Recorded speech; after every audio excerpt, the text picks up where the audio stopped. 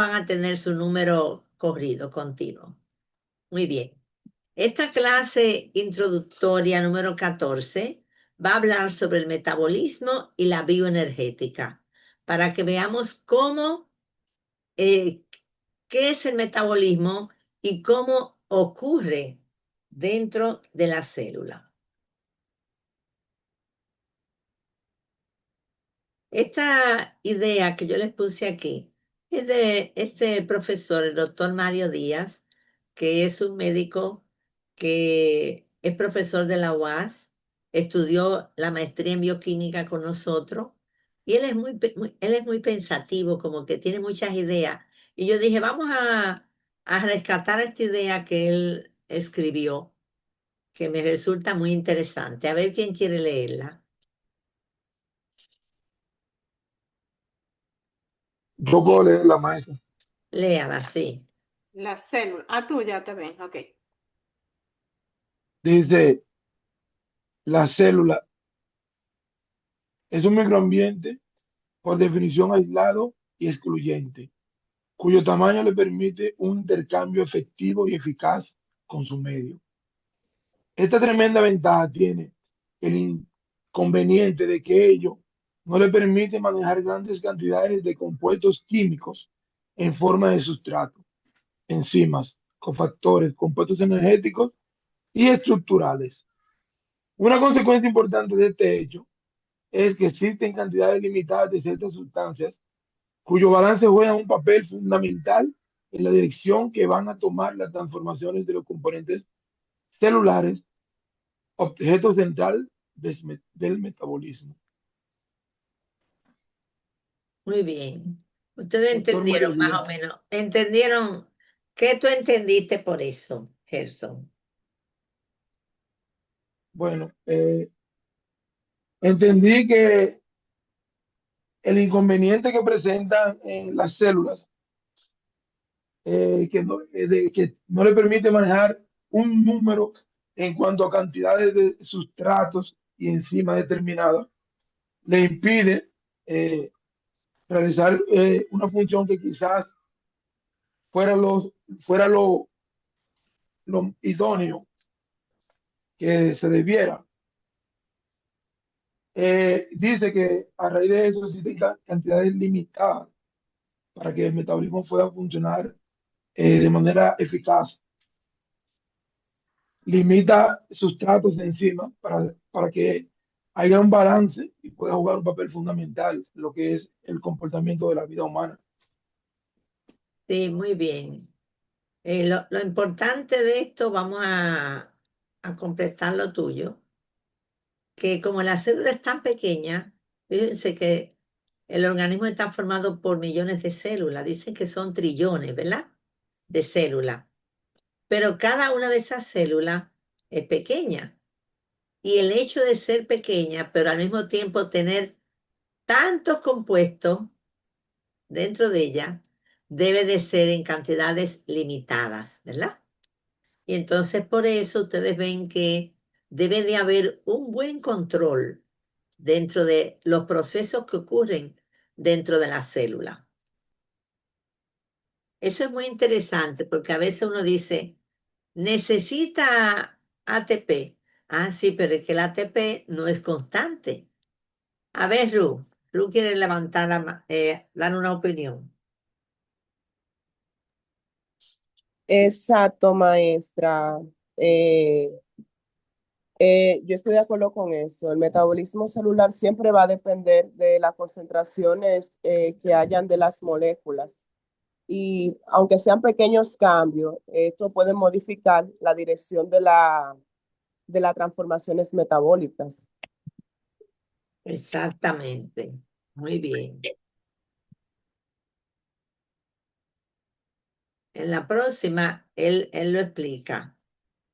Entre las sustancias que se encuentran en pequeñas cantidades, pero que influyen en los cambios importantes dentro del metabolismo, ahí tenemos el ATP con su contraparte, que es ADP y fosfato. El NADH, que es el reducido, con el NAD oxidado. El FAT H2, que es el reducido, con el FAT oxidado, ¿verdad? Por eso dice, cuando alguna condición compromete la cantidad de celulares de alguno de estos compuestos, se bloquean vías metabólicas en las que ellas participan. Esto sería un compromiso en la cantidad de sustrato en el primer caso, que es el caso del ATP, y de cofactores en el caso de los puntos B y C, porque el NAD y el FAT son cofactores, que vamos a ver cómo trabajan. Denle su leidita bien a este análisis del doctor Mario Díaz, que es un análisis muy interesante, que va a servirle para poder entender el metabolismo. Porque a pesar de que está en un espacio pequeño, todo tiene que ocurrir. Porque para que el metabolismo sea como es y para que la célula se mantenga viva, debe de seguir trabajando. Entonces, por eso vamos a ver lo que es el metabolismo intermediario.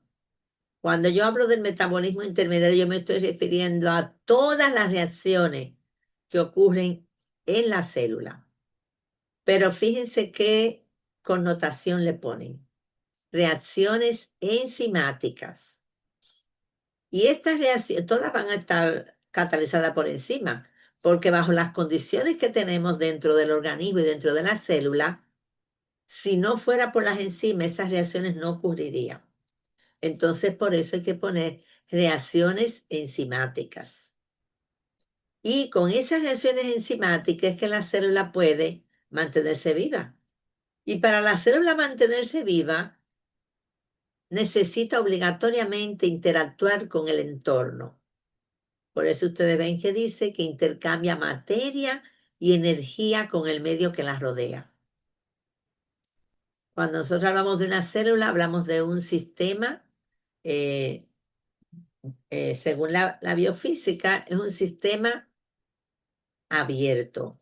No puede ser un sistema aislado, porque si fuera un sistema aislado, entonces no podría existir. Sin embargo, un sistema abierto que necesita intercambiar con el medio ambiente. Cuando ella intercambia con el medio ambiente, entonces ella puede subsistir, crecer y multiplicarse. Si no hay intercambio, esa célula muere. Por eso el metabolismo es lo que le da la vida a la célula. Entonces vamos a ver que ese conjunto de reacciones lo podemos dividir en dos fases: anabolismo y catabolismo. Ustedes ven esa lámina ahí, que está muy bonita, ¿verdad? Esa lámina, eso es un mapa. Y como lo que estamos presentando son rutas metabólicas, le vamos a llamar el mapa metabólico. Déjenme ver, yo creía que yo lo tenía. No, no lo tengo aparte. Déjenme copiarlo porque quiero que ustedes lo vean a él solito. A veces son ideas que se inventa uno cuando ya la está dando la clase. Porque ¿por qué no me la inventé antes, verdad? Y la puse ahí aparte. Ay, Dios. Mírenlo aquí el mapa.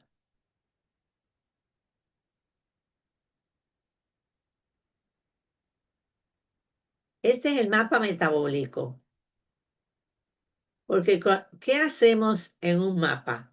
Ponemos las rutas que llevan a los diferentes lugares. Ah, yo quiero ir a la universidad, coja esta calle, entonces me tiro una línea de calles, por donde yo debo cruzar, donde debo doblar. Pues eso mismo ocurre aquí. Fíjense, cada de esas son rutas diferentes, por eso le llamamos rutas metabólicas. Entonces, fíjense que están organizados. Hay que organizarlo porque en la célula cada quien tiene que buscar su espacio. Aunque lógicamente están en los mismos compartimentos, pero hay procesos que son característicos de determinada parte de la célula. Y eso lo vamos a ver cuando comencemos a estudiarlo. Miren aquí, todas las rutas que tienen que ver con los carbohidratos complejos. Aquí con los lípidos complejos, aquí con los cofactores y vitaminas, con el metabolismo de los nucleótidos, el metabolismo de los carbohidratos, el de los lípidos, el de los aminoácidos, otros aminoácidos y aminoácidos, metabolismo energético. Entonces, todos llegan, si ustedes se fijan, todos están conectados en mayor o menor manera con esa bolita del medio. ¿Cuál será esa bolita del medio? ¿Quién me dice? Esta bolita azul que hay aquí.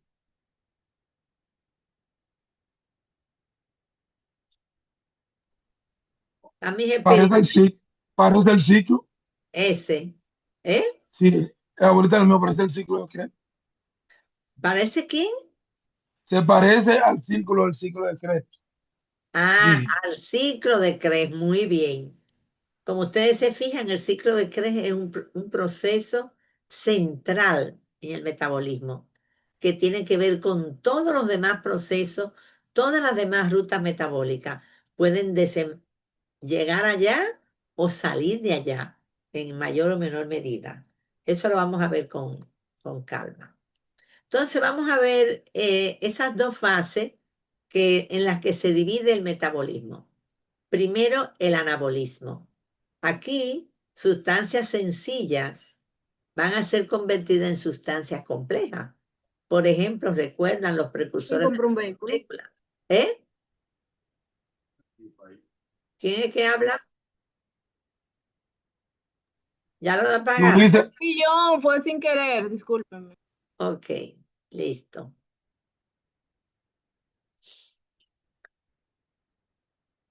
Entonces, fíjense ahí, precursores de macromoléculas se unen para formar macromoléculas. Por ejemplo, aminoácidos. Se unen aminoácidos para formar proteínas. O en este caso que yo les puse aquí, que es la síntesis del glucógeno.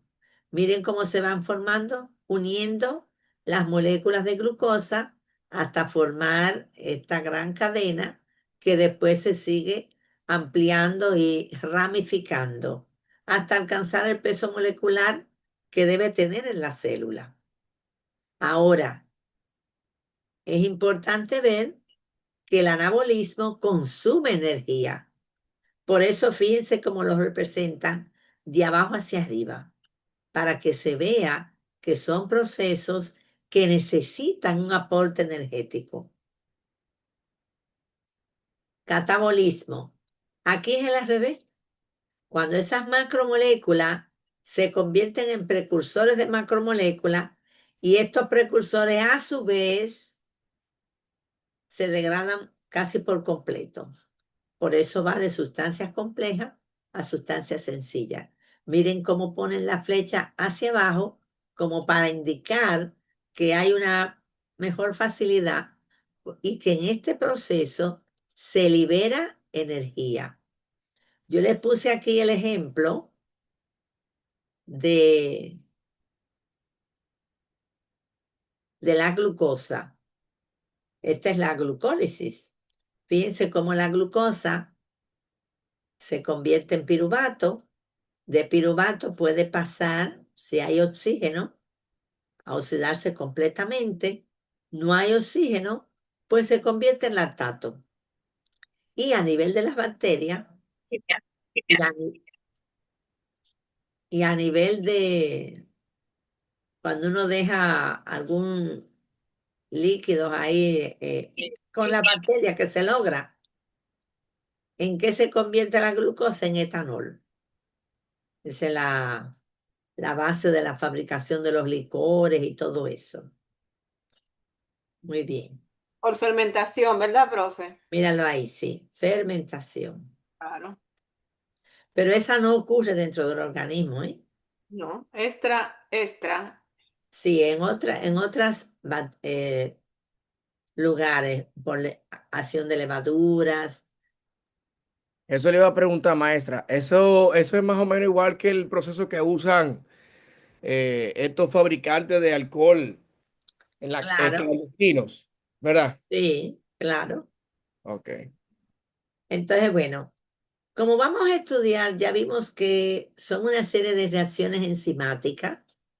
Esas reacciones enzimáticas no es que están ahí a lo loco, no, ellas están organizadas en lo que se llaman secuencias metabólicas.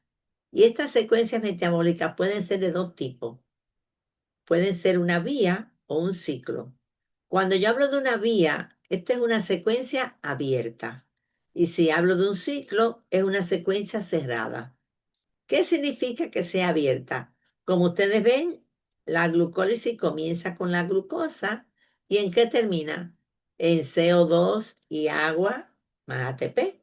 O puede terminar en lactato y ATP. Entonces tiene un punto de inicio y un punto de terminación. Por eso es una secuencia abierta.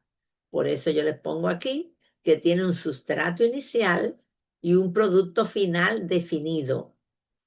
Sin embargo, cuando hablamos de secuencia cerrada, el sustrato inicial se regenera al final de la secuencia. Y ahí tenemos el ejemplo del ciclo de la urea. El ciclo de la urea se inicia aquí en la mitocondria y se forma aquí el carbamoil fosfato, se une con la ornitina para formar citrulina. Esa citrulina sale. Pero ¿quién fue la primera que entró? Ornitina y reaccionó con el carbamoil fosfato y se convirtió en citrulina. Esa citrulina sale al citoplasma y en todas estas reacciones vuelve y se convierte en ornitina. Entonces el mismo sustrato inicial se regeneró al final de la secuencia, ¿lo ven? Eso es un ciclo.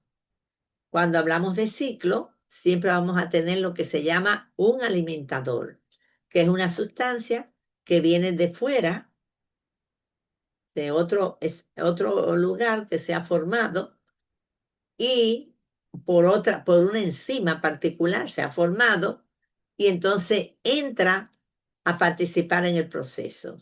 En este caso, ¿cuál es el alimentador? El carbamoil fosfato, que es el que entra a unirse con la ornitina. Hay algunos ciclos importantes en el metabolismo. Tenemos aquí el ciclo de la urea, el otro es el ciclo de Krebs. Hay otro ciclo, el ciclo de la pentosa, que lo vamos a ver, pero no son muchos ciclos. Creo que esos son los tres. Ah, no, el ciclo de la. Ah, bueno, este es el ciclo de la urea.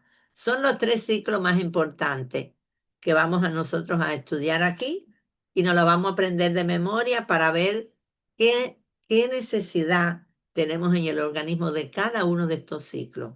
Sin este ciclo de la urea, todos estuviéramos muertos y lo vamos a ver más adelante. Muy bien. Ahora, el catabolismo, vamos a ver esas fases, pero la vamos a ver en esquemas, ¿verdad? Vemos en el catabolismo que todas las moléculas, en este caso son macromoléculas, proteínas, polisacáridos de reserva, polisacáridos estructurales como los glicosaminoglicanos, ¿recuerdan? Ácidos nucleicos. Incluso fosfolípidos y triglicéridos no son macromoléculas, pero están formados por más de un compuesto, ¿verdad? Entonces, todos ellos pueden entrar a procesos particulares de ellos y ser convertidos en su más mínima expresión, que viene siendo en la biomolécula más sencilla que lo constituye. En el caso de las proteínas, aminoácidos, de los polisacáridos, monosacáridos, de los ácidos nucleicos, nucleótidos, y de estos tipos de lípidos, ácidos grasos. Una vez esas moléculas sencillas, de ellas vamos a extraer energía. Por lo tanto, van a entrar a un proceso que es el ciclo de Krebs. Pero para entrar al ciclo de Krebs, primero tienen que convertirse en acetil-CoA, que es la molécula que alimenta el ciclo de Krebs. Y es un compuesto orgánico sencillo. Por eso vemos que los aminoácidos, los monosacáridos y los ácidos grasos van a formar compuestos orgánicos sencillos como es la molécula de acetil-CoA para entrar al ciclo de Krebs. En el ciclo de Krebs, entonces se va a producir CO2, agua y ATP. Pero al mismo tiempo va a estar combinado con, en sentido general, esta flechita de aquí abajo yo le voy a llamar respiración celular. Entonces esa acetil-CoA entra a los procesos de la respiración celular para formar CO2, agua y ATP. Y esta es la base de energía de la célula, las células vivas, de los organismos vivos. Sin embargo, el anabolismo es al revés. El anabolismo tiene, a partir de compuestos sencillos, formar macromoléculas, ¿verdad? Entonces, fíjense cómo también del ciclo de Krebs, compuestos orgánicos del ciclo de Krebs pueden salir a formar esas biomoléculas sencillas para que a partir de ellas se puedan formar las más complejas. Entonces, como ustedes ven, el anabolismo es el al revés del catabolismo. Ahora, todos los procesos catabólicos, ¿hacia dónde van? Hacia la respiración celular, hacia el ciclo de Krebs. Es el objetivo. Degradar los compuestos es enviarlos a que alimenten el ciclo de Krebs. Y más principalmente los tres nutrientes, pudiéramos decir, que son energéticos, que son los que van a producir energía, como son proteínas, polisacáridos y lípidos. Los ácidos nucleicos no nos sirven como fuente de energía. Ellos van a entrar también, pero no, para nosotros no son importantes dentro de la producción energética. Por eso fíjense, donde están esa bolita, eso significa producción de energía, ¿eh? En este caso significa consumo de energía, porque tiene que utilizar energía para desde moléculas sencillas volver a formar las biomoléculas, los precursores directos de cada uno de ellos y después poder ensamblarlo y formarlos.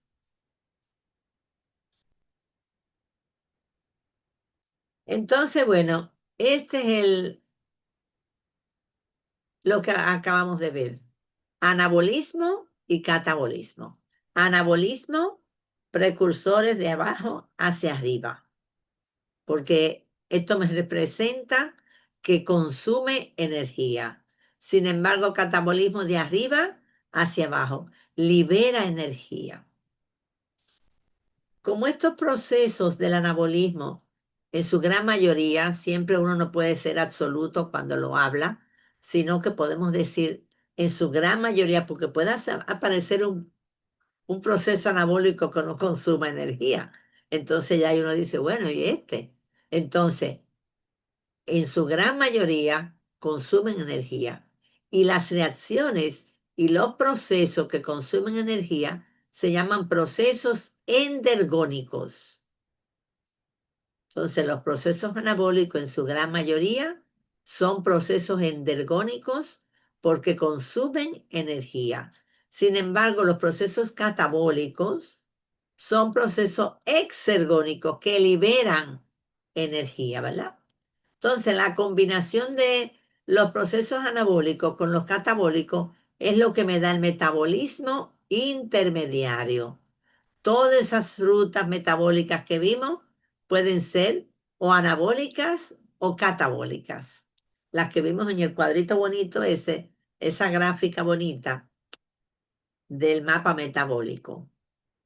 No es que, bueno, esta gráfica es del catabolismo nada más. No, ahí están todas. Anabolismo y catabolismo. Porque el metabolismo intermediario es una mezcla.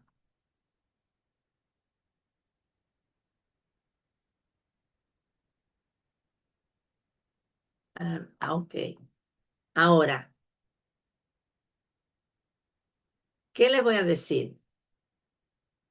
estos procesos, bueno, ya con la flecha se ve, pero algunos libros le hacen comparan el anabolismo con el catabolismo y dicen que el anabolismo es como subir una montaña o no tiene que ser una montaña alta, pero una montañita, hay que hacer un esfuerzo.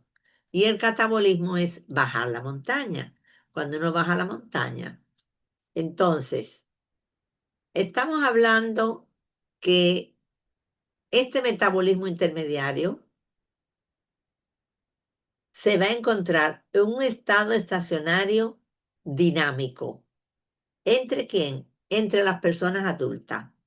Porque a medida que las personas nacen, cuando la persona nace, que primero cuando se concibe, cuando se hace la fecundación, ese óvulo y se forma el embrión, eso comienza a crecer. ¿Qué hay ahí? Un anabolismo franco, porque si no hubiera anabolismo, no creciera.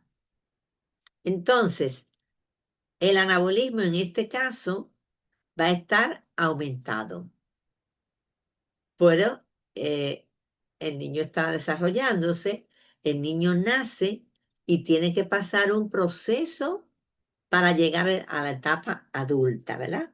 En todo ese proceso también hay un aumento del anabolismo. Por eso uno dice, tanto que comen, porque comen muchísimo los niños hasta llegar al estado adulto. Uno porque cuando está adulto se frena un poco, pero aún así hay adultos que se pasan de comida y nos ponemos gordos porque nos pasamos de comida porque ya le estamos cogiendo la idea, ¿verdad? De que nos gusta y eso. Pero hay que controlarse, porque cuando llegamos a esa etapa es como una meseta. Cuando llegamos a la meseta del adulto, ahí se crea un estado estacionario dinámico, donde no aumenta ni el anabolismo ni el catabolismo, sino que se mantienen ahí. No es que están al mismo nivel siempre, pero están sub y baja, manteniendo un equilibrio. Y ese equilibrio es lo que le llamamos la homeostasis.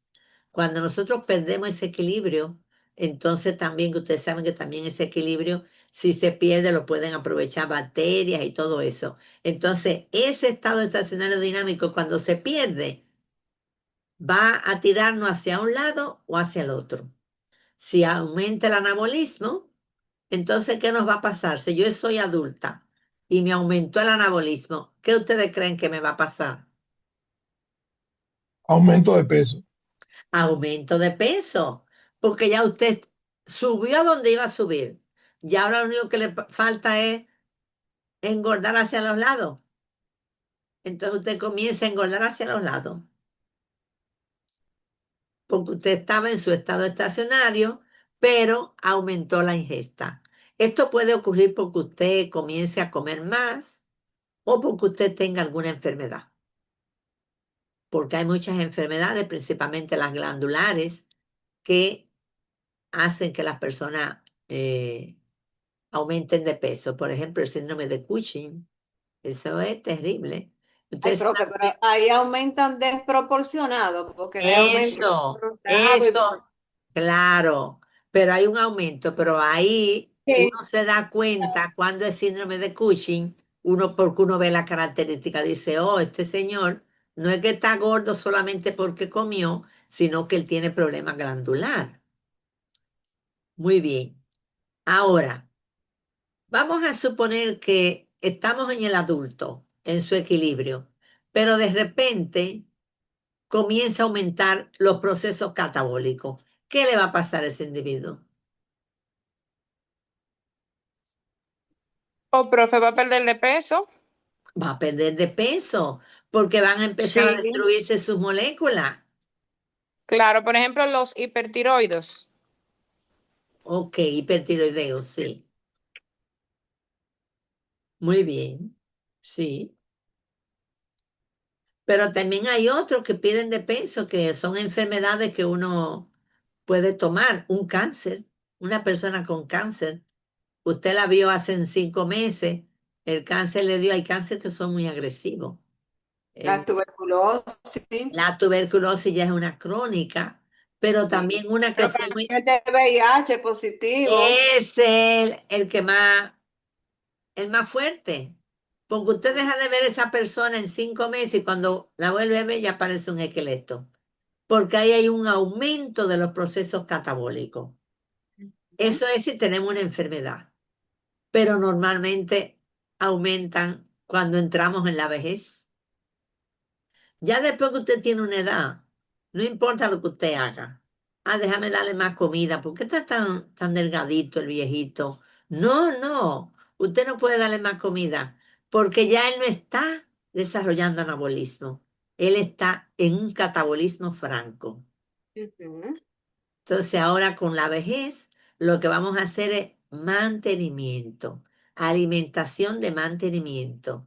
Por eso ustedes ven que los ancianos, si usted le da demasiado carne, demasiado, hay algunos que les gusta comerse sus chicharrones, pero ya no pueden, porque es una sobrecarga. Entonces ustedes ven que esos viejitos siempre tienen diarrea, siempre, usted tiene que tratar, porque entonces la gente dice, ah, pero es que él no ha comido nada. No, ese poco que él comió era lo que le tocaba.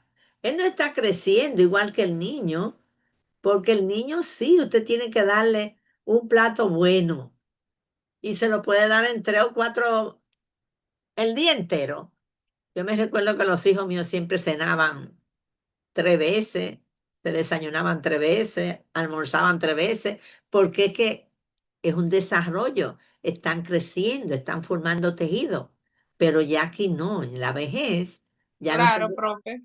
Hay un Mire, cambio. mi abuela, mi tía dice, es que no come, es que no quiere comer. Y yo le digo, nada más bébete tu ensurito, mi amor, que eso es lo que tú comes. Claro, entonces ella dice, la única que me entiende es mi nieta, porque ustedes ninguno estudiaron. Ay, qué Profe, linda.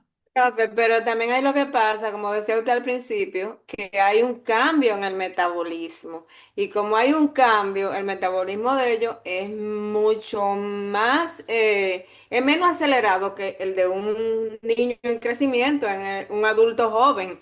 Entonces, como están esos cambios, y usted habla ahorita de esa consideración que hay cuando la célula capta lo que quiere, ya, o sea, ya, no le cabe más. Sí, porque es que hay un aumento del catabolismo. Claro, Y el catabolismo lo que quiere degradar. libera.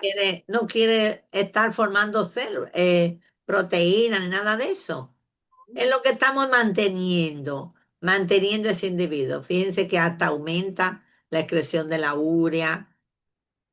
No es lo mismo una orina de un niño a una orina de un anciano. Bueno, pero eso después vamos a hablar de eso. Ahora muy bien. Yo les voy a poner estas láminas aquí.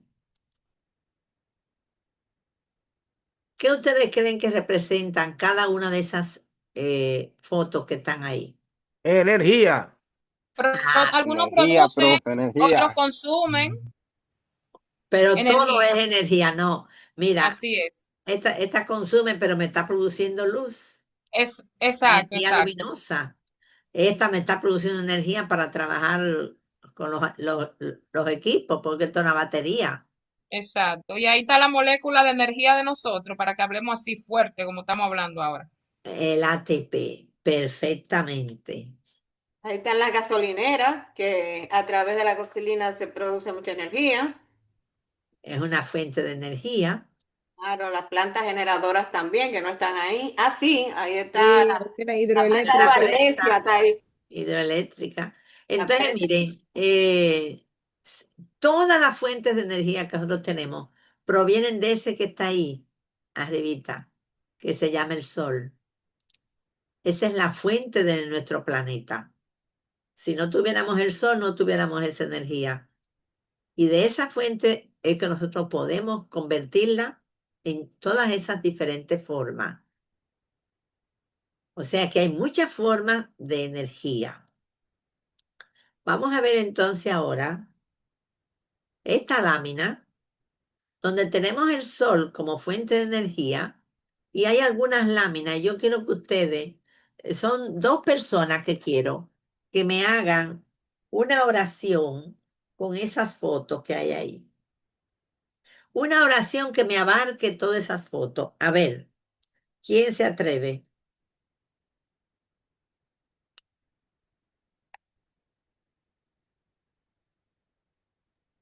El ejercicio físico y una buena ¿Quién es alimentación. que lo está diciendo? ¿Quién? María Mazara. María, vamos, María. Ajá. El ejercicio físico, una buena alimentación son fuente indispensable para mantener la energía o suministrar la energía del Muy cuerpo. bien, muy bien. Ok, esa es tu Nabil, idea. Nabil, Nabil quiere dar la suya. sí. Ok, Podemos ver imágenes relacionadas con el metabolismo, entonces podemos decir que metabolismo es un conjunto de reacciones bioquímicas que nos permite transformar nutrientes, como lo que se ven en la imagen, en energía, es decir, ATP, para poder mantener funciones vitales, como la respiración, que ahí están unos pulmones, el movimiento, que vemos un muñequito ay. brincando y vemos a la joven subiendo las manos. A mí lo que me gusta es que yo le pongo una oración, ustedes hacen un párrafo.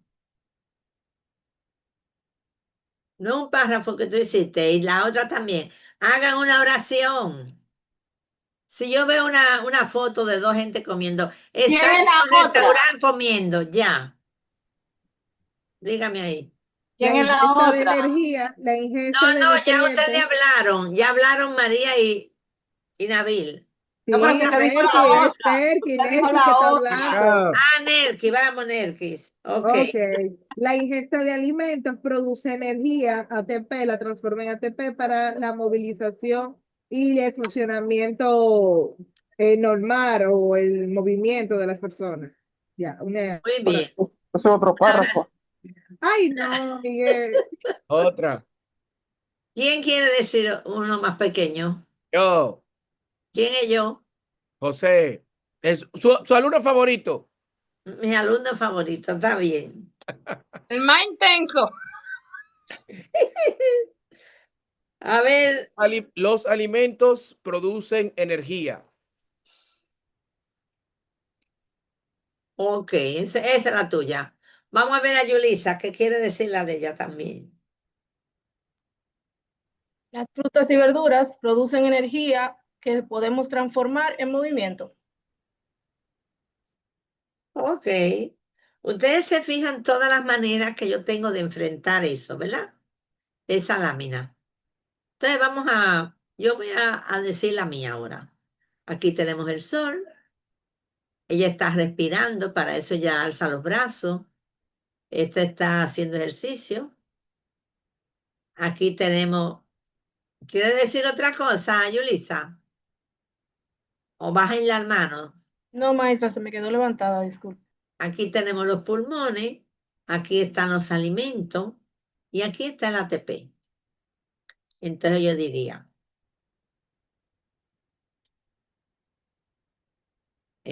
los alimentos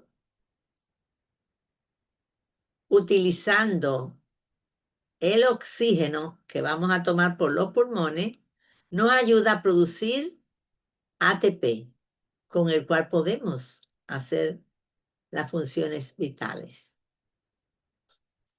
Ah, pero Maestra, pero nos la ese también es comimos, nos un la párrafo. comimos todo. ¿Eh? Nos la comimos, lo dijimos bien todo. Lo Ay, dijeron bien. Maestra, pero Ese ese también es ciclón un está párrafo. arrasando.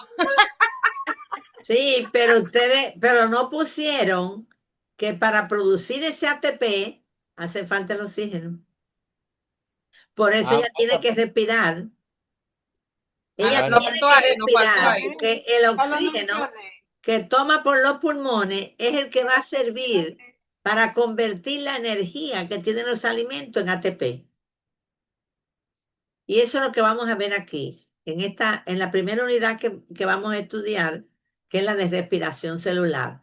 Ahora vamos a verla, pero a verlo, como diríamos, los trailers, ¿verdad?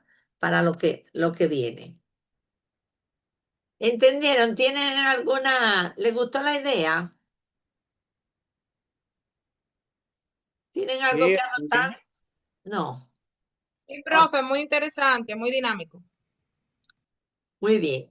Pues entonces, fíjense, como ya yo les decía, no todos los nutrientes que tomamos en la dieta nos van a servir para producir energía.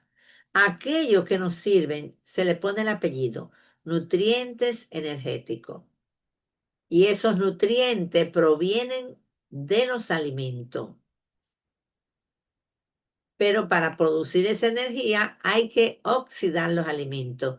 Por eso todo lo que ocurre aquí se llama degradación oxidativa, porque es degradación donde al final trabaja el oxígeno.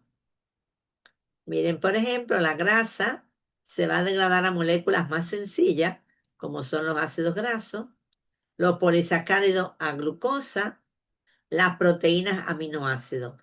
Estos son los tres nutrientes energéticos que tenemos: grasas, polisacáridos y proteínas. Si usted necesita energía para poder funcionar, tiene que tomar polisacáridos, porque este es el que te va a producir la mayor cantidad de energía. Pero también puede tomar proteína y puede tomar grasa. Ah, bueno, yo necesito energía, déjame tomarme esta vitamina. No, eso no va a producir energía. Ahora, sí, las vitaminas van a ayudar a que estos procesos ocurran, porque son accesorios, ¿verdad? Entonces, muy bien. Esas moléculas sencillas cada una van a sufrir un proceso particular hasta formar la molécula de acetil-CoA. Y ese acetil-CoA es el alimentador principal del ciclo de Krebs. ¿Se acuerdan que le dije que cada proceso cíclico tiene un alimentador? Pues esa acetil-CoA es la que alimenta el ciclo de Krebs, que también le llaman ciclo del ácido cítrico o ciclo del citrato. Ella entra aquí, libera la coenzima A y los dos carbonos que tienen comienzan a dar la vuelta aquí hasta volver, y va dando esa vuelta, y cada vez que da la vuelta se liberan dos moléculas de CO2 y 8 pares de electrones. 8 pares, 4 pares de hidrógeno, que son 8 electrones. Estos electrones entran a la fosforilación oxidativa y la cadena respiratoria, donde utilizando el oxígeno van a formar agua y a liberar ATP. Si yo no puedo introducir esos nutrientes al ciclo de Krebs, yo no voy a poder formar ATP. Hay algunas excepciones donde en estos procesos de degradación se liberan moléculas de ATP o de energía que no necesita entrar al ciclo, pero son cantidades muy mínimas. La producción real está en el ciclo de Krebs y su combinación con la cadena respiratoria y la fosforilación oxidativa. Hay mucha gente que dice, ¿y para qué yo tengo que aprenderme el ciclo de Krebs? Yo me recuerdo cuando yo estudiaba medicina, había un profesor que sabía que yo era profesora de bioquímica y empezaba siempre a hablar mal del ciclo de Krebs. Yo me quedaba igualita, miraba para otro lado, porque él parece que lo que quería era cuquearme, ¿verdad? Porque él sabe. Entonces yo decía, un neuroanatomista, él era neuroanatomista, ¿cómo van a trabajar las células cerebrales si no es con energía? Si no tienen el ciclo de Krebs, ¿cómo pueden producir energía? Entonces, todas las células necesitan trabajar con el ciclo de Krebs. Ahora, algo muy importante, esto solamente ocurre en células aeróbicas, porque fíjense cómo se está utilizando el oxígeno. En células anaeróbicas no hay respiración celular. Por eso yo veo que a veces dicen respiración celular aeróbica. Digo, no, es que respiración es oxígeno. Usted no puede decir respiración celular anaeróbica. Eso es una contradicción. Es respiración celular solamente, porque ahí participa el oxígeno. Entonces, este proceso lo dividimos en 3 estadios o 3 fases. La fase 1, donde los nutrientes van a su mínima expresión, que son los precursores, ¿verdad? La fase 2, donde esos precursores son convertidos en acetil-CoA, y la fase 3, donde entran al ciclo de Krebs, donde participan, y algunos autores le ponen fase 4 a la combinación de la cadena respiratoria con la fosforilación oxidativa. Por eso yo quiero ver todo lo que es aquí en una gran parte para después que veamos el ciclo de Krebs y después la fosforilación oxidativa con calma. Vamos a ver quién me quiere leer estas anotaciones del libro de Marx. Nabil, Mariana, profe. Ariana, Nabil, ya tú Nabil, estate participaste. tranquila. A ver, Nabil. Todos los procesos fisiológicos de las células vivas necesitan transformación energéticas. Las células transforman la energía del enlace químico de los alimentos en otras formas, como un gradiente electroquímico a través de la membrana plasmática o el movimiento de las fibras musculares de un brazo o el ensamblaje de moléculas complejas con el ADN. Estas transformaciones energéticas pueden dividirse en tres fases principales. 1. Oxidación de los combustibles, grasas, hidratos de carbono y proteínas. 2. Conversión de la energía de la oxidación del combustible en los enlaces fosfato de alta energía del ATP. 3. Utilización de la energía del enlace fosfato del ATP para impulsar los procesos que necesitan energía. Muy bien, ustedes se fijan ahí que lo primero es oxidar los combustibles. ¿Cuáles son esos combustibles? Los nutrientes que tomé de la dieta, ¿verdad? Convertir la energía que salga de esa oxidación en ATP. Esa energía que sale se convierte en ATP y ese ATP se va a utilizar en la célula, que fue lo que vimos aquí. Cuando estos nutrientes tienen energía, pero lo estamos degradando para poder liberar su energía. Y esa energía que liberamos la guardamos en el ATP. Muy bien. Yo siempre le pongo algunas ideas del libro de Marx, que es un libro que me gusta mucho a mí, para estudiar la bioquímica, porque combina mucho la bioquímica con la medicina. Entonces te explica, como ya yo les había dicho a ustedes, que en este nivel de bioquímica es un nivel más o menos más sencillo, no es para que ellos diagnostiquen, sino para que vayan entendiendo qué está ocurriendo dentro de la célula a nivel bioquímico. Y eso al mismo tiempo los motiva, porque si yo sé qué está ocurriendo dentro de la célula, en una anemia falciforme, por ejemplo, yo les había dicho, ya entonces pueden ellos entender mejor. Me recuerdo mucho mis alumnos creo que era de la UNFO, que me dijeron, yo después lo vi, después que estaban en el internado, y me dicen, ay, profesor, usted no sabe lo que me ayudó en ese internado a haberme aprendido bien la falsemia. Porque dice, ustedes saben que en el internado y en la residencia, los médicos lo erren mucho, se creen que lo de abajo es a preguntar, hacerle la pregunta más rara para que el otro no se la sepa, ¿verdad? Ustedes lo han pasado por ahí. Y entonces ellos le querían venir a hacer sus preguntas raras, pero como ya ellos habían estudiado bien en la bioquímica, la parte, lo que había, entonces ellos podían responder con claridad todas esas ideas. También nosotros tenemos monitores de bioquímica que cuando van al internado y a la residencia, lo fastidian, porque como saben que es monitor de bioquímica, que fue monitor de bioquímica, le hacen más preguntas que a todos los demás. Pero eso es muy bueno porque eso les indica que han aprendido bastante y que han desarrollado un nivel superior de aprendizaje, ¿verdad? Muy bien. Pues viendo ahí que el ATP es tan importante, vamos a hablar un poquito del ATP. El ATP es el que se llama adenosin trifosfato, ¿recuerdan? Y esta es la estructura. Adenina, ribosa y 3 grupos fosfato.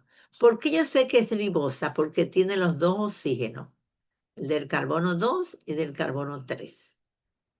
Si le faltara el del carbono 2, yo diría que es desoxi ATP, pero como no lo tienen los dos, entonces ya yo sé que es ATP nada más y lo que tiene es ribosa.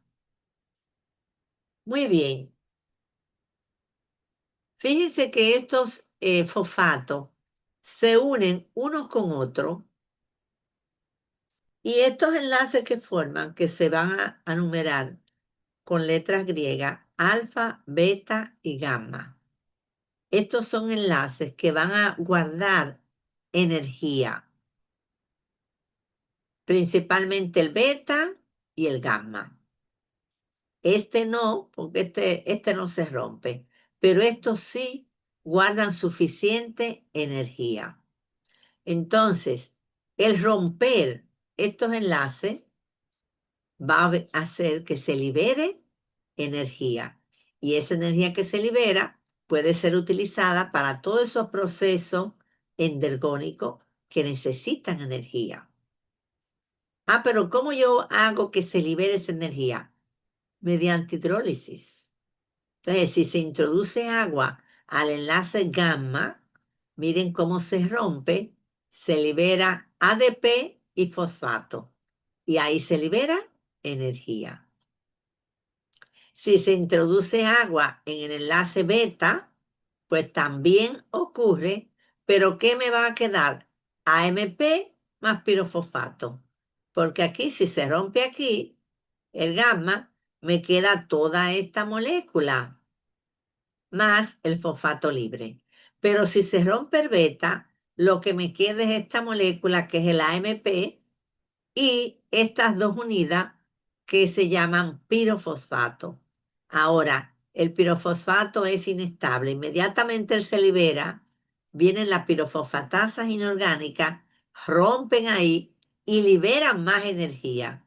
Por eso cuando en una reacción la molécula del ATP se rompe en el enlace beta, es porque la reacción va a utilizar mayor cantidad de energía. Y lo vamos a ver después en algunos procesos. Vamos a hacer la separación, ¿verdad? Porque entonces ese pirofosfato se convierte en 2 fosfatos inorgánicos y libera una mayor cantidad de energía. Y ahí estamos viendo la principal función del ATP, donar energía. ¿Pero a dónde? En los sistemas biológicos, porque son los sistemas biológicos los que necesitan ATP. Esa energía que ellos liberan es para todos los procesos endergónicos. Aquí están los principales. Pueden aparecer otros, pero estos son los principales. Todos los procesos del anabolismo son procesos bioquímicos. El transporte activo a través de membrana. El trabajo muscular, que es la energía mecánica, ¿verdad? Pero ahí tienen que participar el ATP. Si no hay ATP en esos procesos, no ocurren. Ah, yo no he podido comer, yo tengo días que no como, usted no se puede mover porque usted no tiene energía. Tener energía significa tener ATP, porque nuestras células son células quimiotróficas. Cuando hablamos de células quimiotróficas, son células que necesitan energía química. Y eso es lo que tiene el ATP en su estructura, energía química. Nosotros no podemos, vamos a suponer que yo diga, ay, pero son las 1 de la tarde, tengo tanta hambre. Déjame sentarme en esta silla bajo el sol para recargar la pila y poderme ir a seguir trabajando. ¿Ustedes creen que eso puede ocurrir?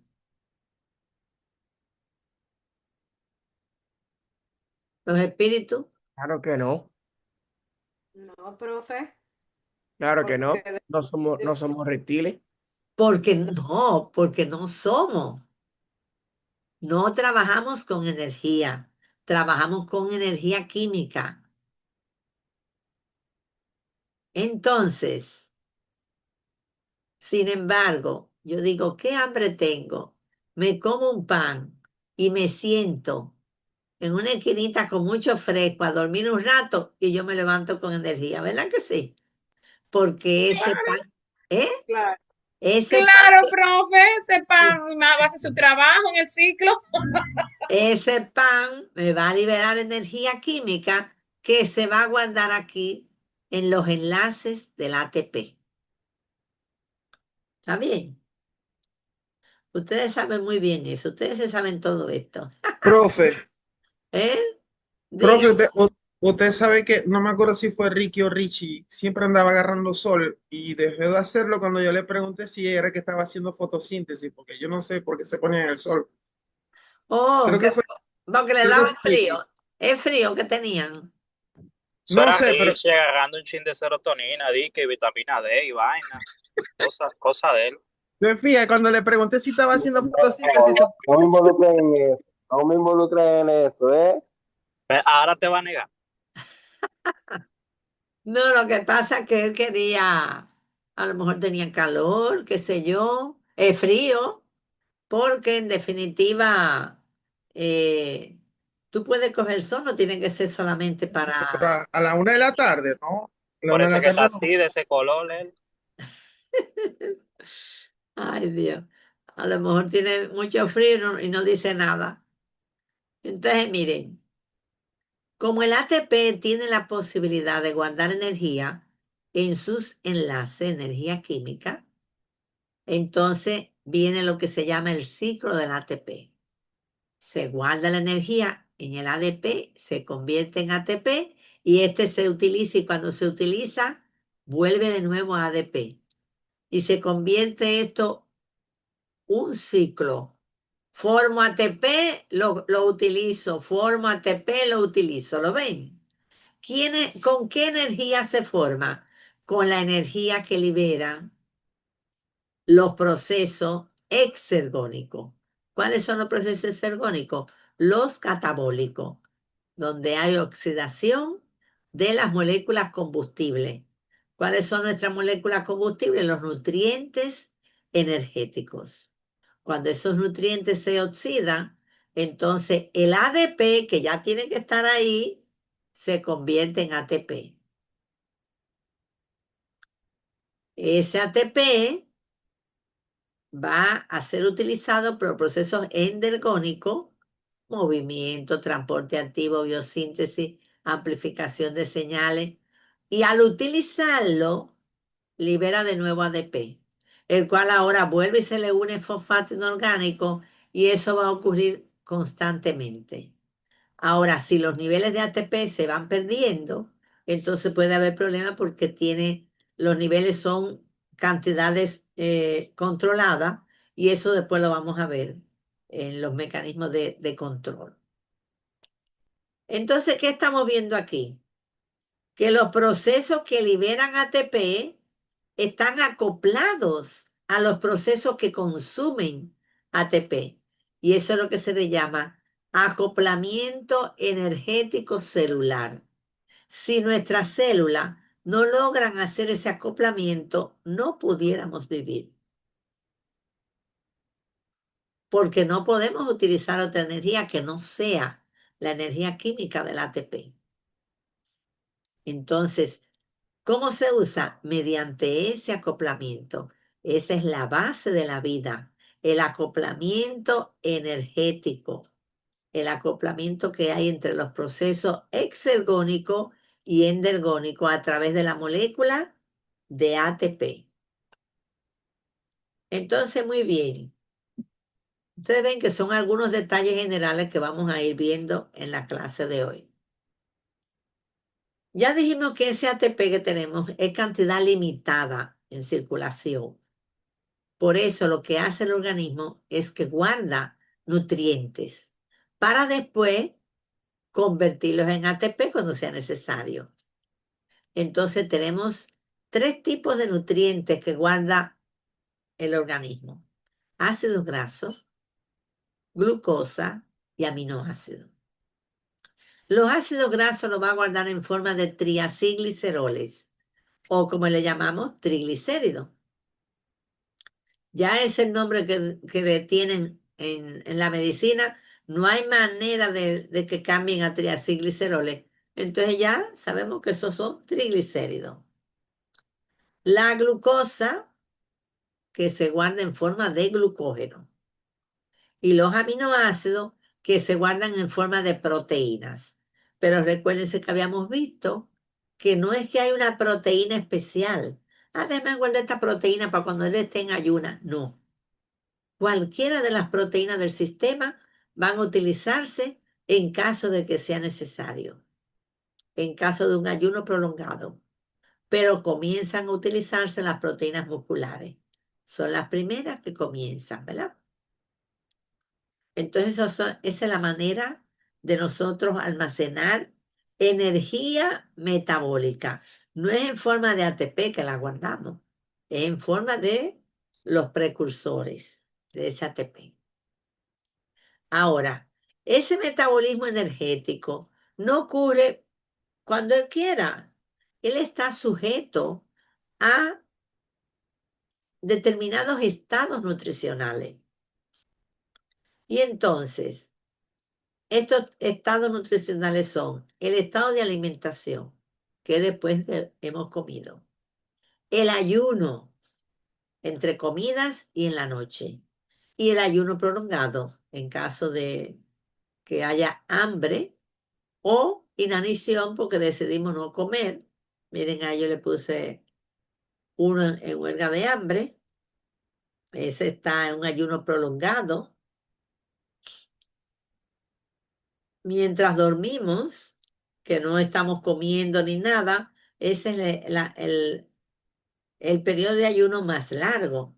Porque entre comidas podemos tener 3 o 4 horas entre el desayuno y el mediodía, ¿verdad? Pero en la noche podemos organizarnos para tener 12 horas de ayuno. Usted cena a las 7 de la noche y se desayuna a las 7 de la mañana. Ya usted tiene ahí 12 horas de ayuno. Muy bien. El metabolismo energético que ocurra dentro del organismo va a depender de esos estados. Ahora, en los tejidos, ¿quiénes son los que se utilizan? Se utilizan carbohidratos, proteína y cuerpo cetónico. Y cuando se usa cada uno de ellos, cada gramo de ellos, lo que libera son 4 kilocalorías. Sin embargo, las grasas, cuando se oxidan, liberan 9 kilocalorías por gramo. Por eso, la principal forma de almacenar energía es en forma de grasa, porque son los que liberan mayor cantidad de energía. Pero además hay otra cosa, el almacén es ilimitado. Usted puede almacenar grasa donde usted quiera, hasta en los ojos, aquí le sale en una bolsa, el cuello se le pone gigante. Donde usted quiere, usted guarda grasa.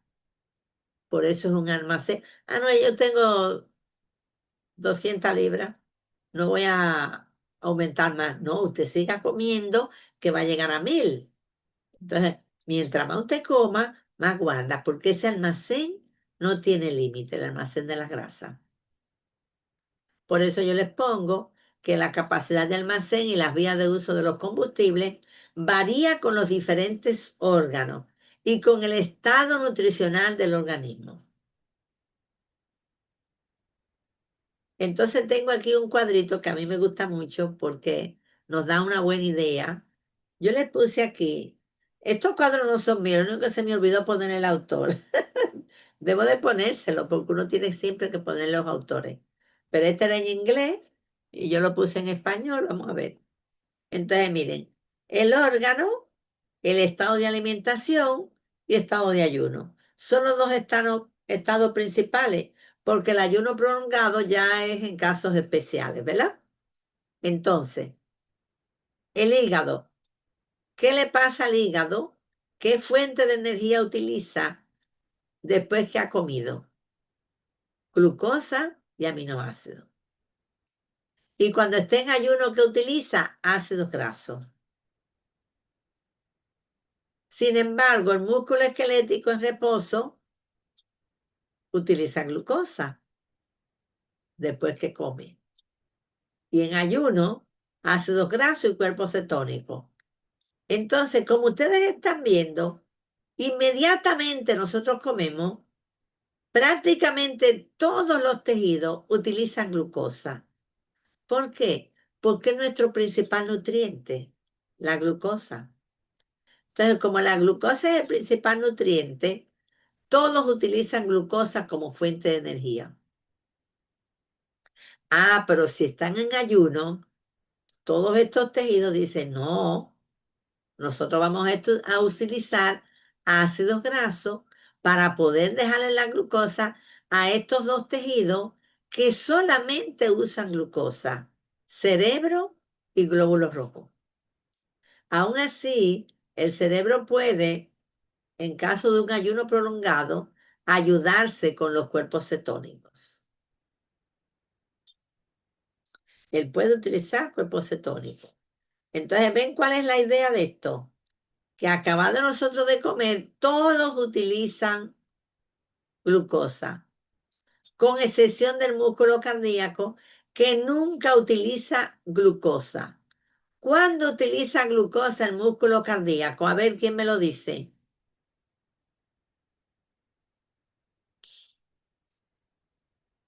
A ver, Gerson.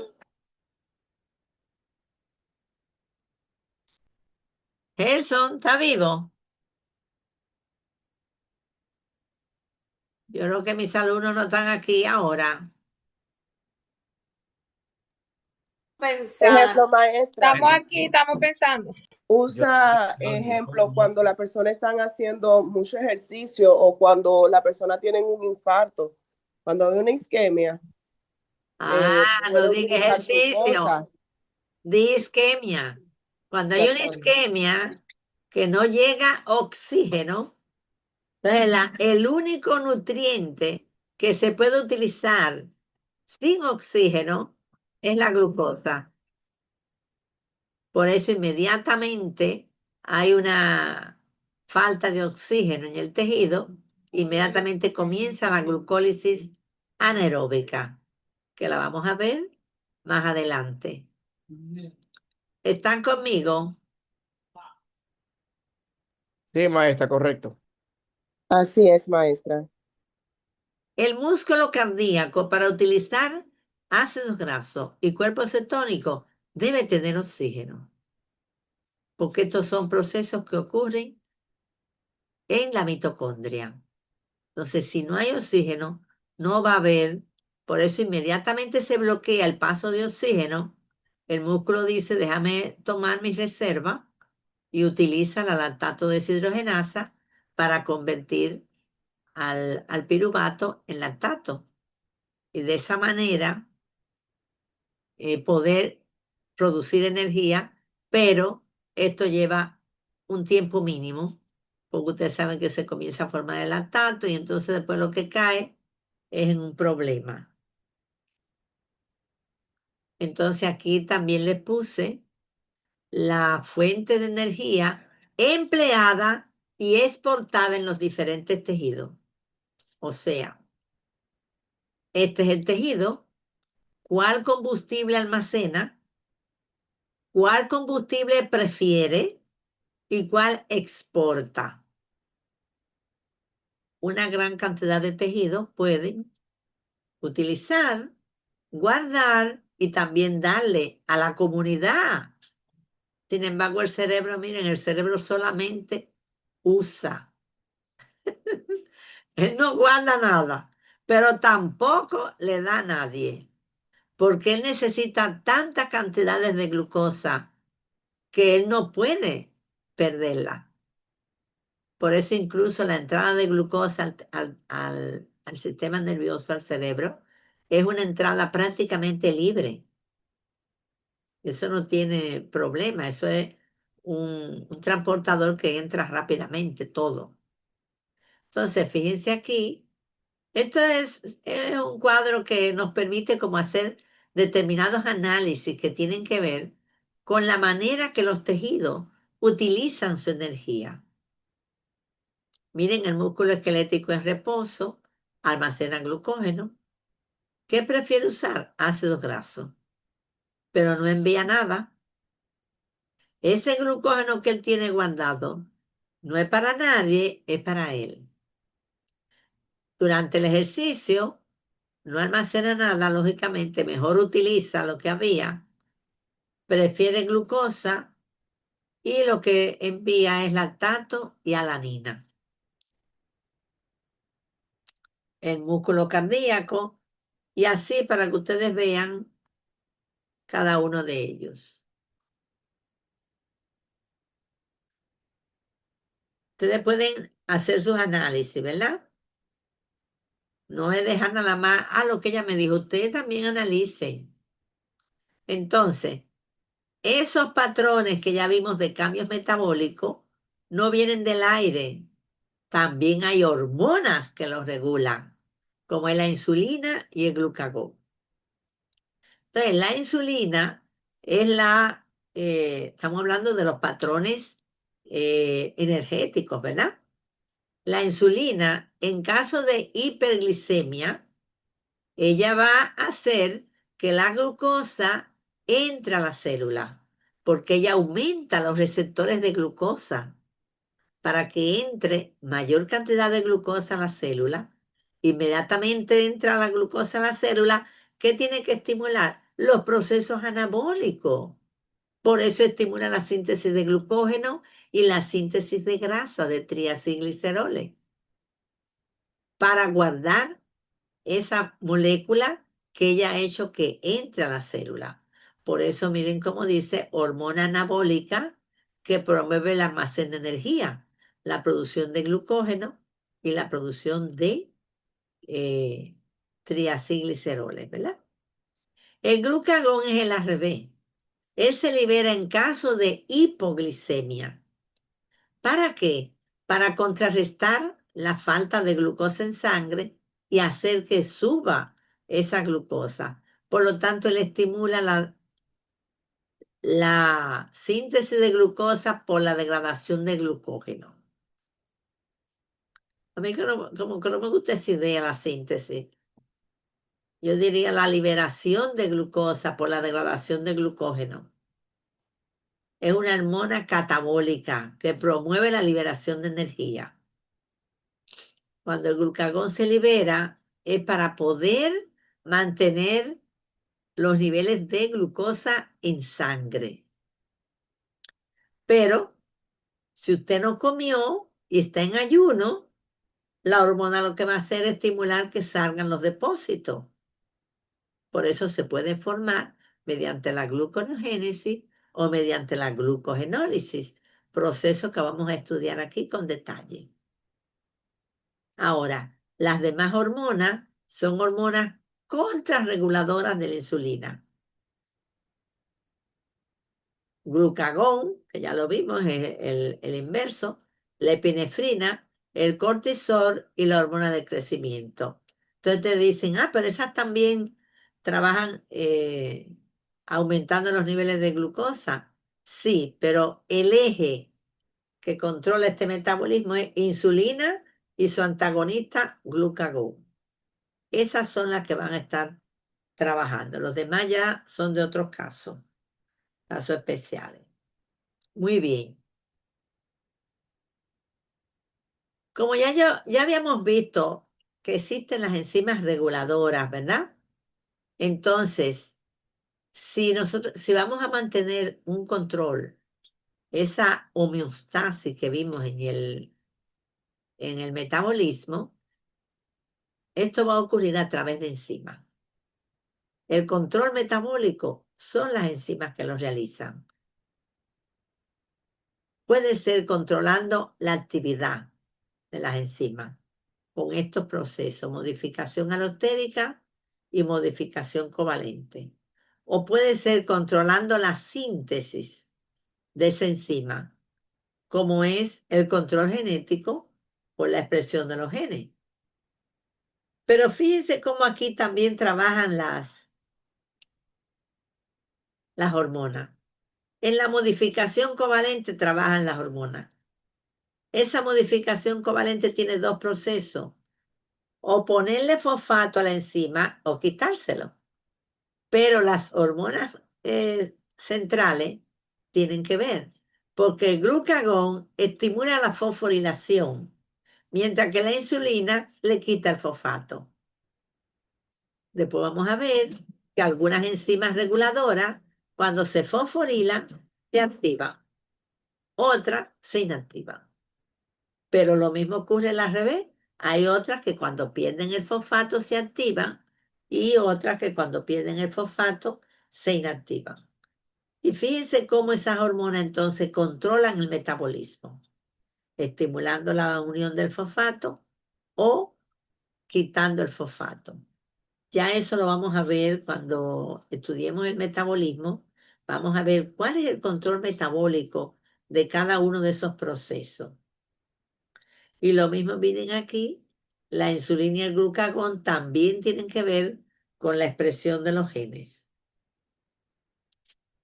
Entonces, en resumen, ¿qué estamos viendo?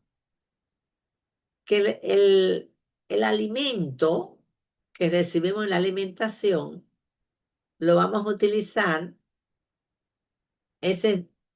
para preparar depósitos de combustible. ¿Cuáles son esos depósitos? Grasas, glucógeno y proteínas. Que en el caso de ayuno, inmediatamente estamos en ayuno, vamos a oxidarlo para convertirlo en energía. Es el objetivo de guardar los depósitos